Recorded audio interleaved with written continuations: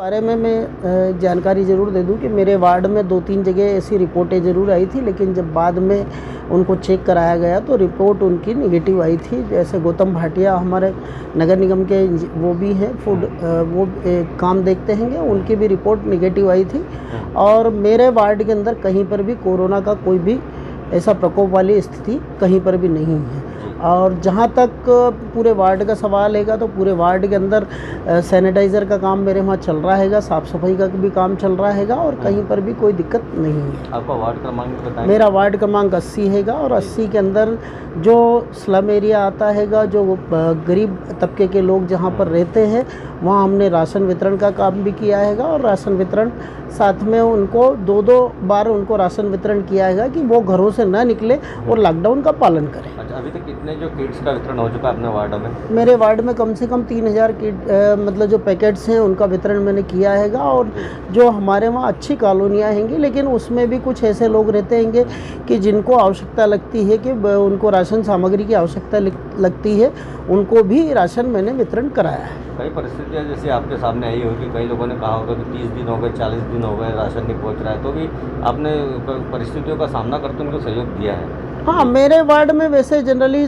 जो सारे लोग हैंगे वो अधिकांश नौकरी पेशा लोग हैंगे, और जो गरीब तबके के जो लोग हैंगे, एक बुद्धनगर हैगा और बाकी के 2-3 जगह हैंगी जो जहाँ पर गरीब तबके के लोग रहते हैं, जो रोजंदारी करते हैंगे, रोज़ मजदूरी करके रोज़ कमाते खाते हैं, उनकी व्यवस्था भी हमने की है। जी।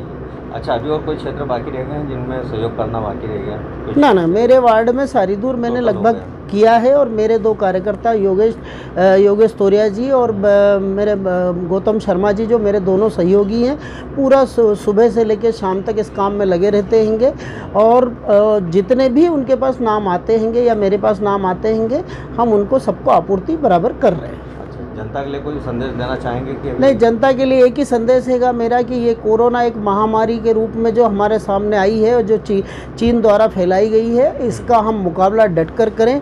और हम जितना लॉकडाउन का पालन करेंगे, निश्चित है कि हम इस बीमारी को हरा के रहेंगे। और ये हिंदुस्तान के लिए, पूरे भारत के लिए, क्या पूरे वर्ल्ड के लिए एक संदेश है कि हमको ऐसे समय पे चीन का बिल्कुल विरोध करना चाहिए कि वास्तव में जो उसने मानवता के खिलाफ जो काम किया है, निश्चित है काफ़ी निंदनीय है, और ऐसे देश के खिलाफ कड़े प्रतिबंध सभी देशों ने लगाना चाहिए। बहुत अच्छी बात, शुक्रिया सर। मेरा है राम वर्मा। चले इंडिया से भारत की ओर एक अभियान चला रहे थे कि हमेशा हम इंडिया से भारत की ओर आएँ। जो हमारी संस्कृति है, जो अंग्रेजियत की ओर चली गई थी, और देखा जाए तो अंग्रेजियत की ओर जाते जाते पूरा देश में जो एक माहौल चला था, जो ट्रेड का माहौल चला था, ट्रेड जो सारा हो रहा था, वो पूरा चाइना से व्यापार होने लगा था, जिसका हमारा घाटा है 64 अरब हजार डॉलर का हो चुका था। लेकिन ये कोरोना बीमारी के कारण वास्तव में देखा जाए तो पूरे हिंदुस्तान को जितना स्वदेशी जागरण मंच जागरूक कर पाया, उसके कहीं ज़्यादा इस कोरोना महामारी ने हमको जागरूक किया है कि वास्तव में हमको हमारे देश की ही चीज़ें वापरना चाहिए। आज यदि हम पूरा इतिहास देखें और ये पूरे कोरोना का कांड देखें, तो जिसके अंदर हमारी जितनी दवाइयाँ हैं, जो आयुर्वेदिक दवाइयाँ हैं, जितना अच्छा काम कर रही हैं, उतनी अच्छी अंग्रेजी दवाइयाँ भी काम नहीं कर रही हैंगी।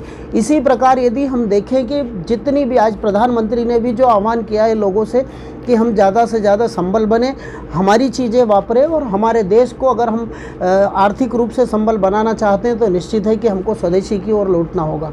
और स्वदेशी की ओर यदि हम लौटेंगे तो निश्चित है कि हम एक आत्मनिर्भर देश बनेंगे। और जो वर्तमान परिस्थिति चल रही है कि जो अमेरिका में देखें या जापान में देखें या रशिया में देखें, जो स्थिति उन लोगों की चल रही है, निश्चित है वो कहीं ना कहीं देश काफ़ी आर्थिक रूप से टूट चुके होंगे।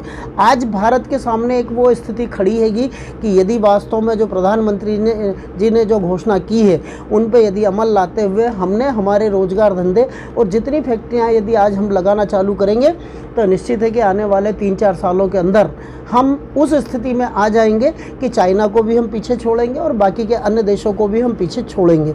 उसका सबसे बड़ा कारण हैगा कि हम हमारी चीज़ों को वापरेंगे और अपनी स्वदेशी चीज़ों को यदि हम निश्चित है कि अगर उसको विकास के पथ पे ले जाएंगे और हमारे यहाँ बनाने लगेंगे तो हमको किसी भी देश की ओर आर्थिक स्थिति से भी नहीं जूझना पड़ेगा और साथ में जो टेक्निक जो हैगी वो उससे भी नहीं जूझना पड़ेगा। और हम दुनिया के अंदर वास्तव में जो पुरानी परंपरा में इतिहास में हम पढ़ते आएंगे कि 21वीं सदी भारत नेतृत्व करेगा, तो आज दिखने लगा है कि भारत के अंदर वास्तव में नेतृत्व की क्षमता भी पैदा हुई है और पूरा विश्व आज जो लॉकडाउन के कारण हमारे देश के अंदर सबसे कम बीमार हुए हैं उसका भी परिणाम सामने परिलक्षित होता है। यदि देश के अंदर हमको वास्तव में आत्मनिर्भर बनना है तो हमको एक चक्कर वापस एक नारा देना होगा, चले इंडिया से भारत की ओर। और भारत में जो चीज़ बने उसको हम यदि वापरेंगे तो भारत निश्चित है कि अपना व्यापार काफ़ी फैलाएगा और दूसरे अन्य देशों को निर्यात भी करेगा। इतना ही कहना चाहता हूँ कि वास्तव में भारत को यदि आत्मनिर्भर बनाना है तो आज से सभी जनता को और सभी देशवासियों को एकजुट होकर अपने घरों में अपने घर से शुरुआत करनी होगी कि अपने देश का सामान वापरें। और दूसरा ये है कि ऐसा कोई ना कोई काम हम जरूर खड़ा करें कि जिसके कारण कि हम अपने देश को आत्मनिर्भर भी बना सकें और हमारे देश की चीज़ें बनी हुई हमारे देश में हम सप्लाई भी कर सकें। धन्यवाद। बलराम वर्मा, स्वदेशी जागरण मंच। आज हमने जो मुलाकात करी, आज हमारे साथ पार्षद हैं इंदौर के बलराम वर्मा जी। उन्होंने अपने क्षेत्र की समस्याओं को गंभीरता से लिया और सभी क्षेत्र में जो भोजन पैकेट से लेकर के खाद्यान्न सामग्री का वितरण भी किया। और ऐसे सभी से मैं कहना चाहूँगा कि आप लोग भी सहयोग प्रदान करते रहें, जनता की सेवा करते रहें। मैं द न्यूज़ एक्सप्रेस इंडिया संपादक विजय कुशवाहा, इंदौर।